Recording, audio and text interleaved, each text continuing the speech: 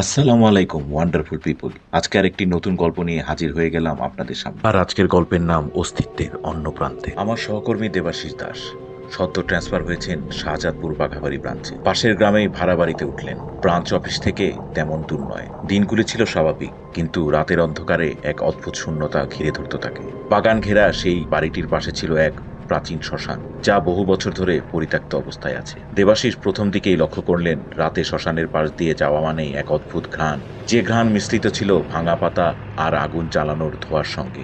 একদিন সন্ধ্যায় অফিস থেকে বাড়ি ফেরার সময় তিনি বুঝতে পারলেন কেউ তাকে চুপচাপ অনুসরণ করছে। তেমন কাউকেই দেখতে পেলেন না।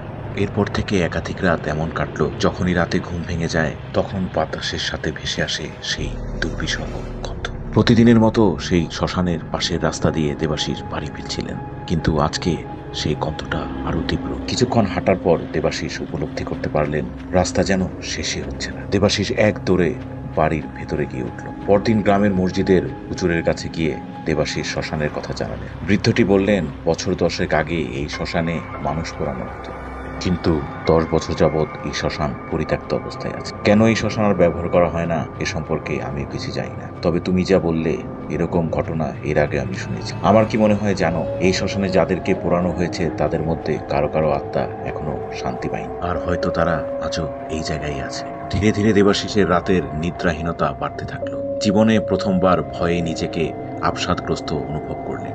অফিসের কাজেও দেবাশিস মন বসাতে পারছিলেন না। অবশেষে তিনি সিদ্ধান্ত নিলেন নিজের মানসিক শান্তির জন্য অন্যত্র চলে যাবেন। আমাদের দেশে বহু গ্রাম, শ্মশান বা মৃত ব্যক্তিদের স্থান নিয়ে অনেক কুসংস্কার আছে। অন্ধকার, একাকিত্ব আর অজানা পরিবেশ কখনো কখনো মানুষের মনে বিভ্রান্তি করে।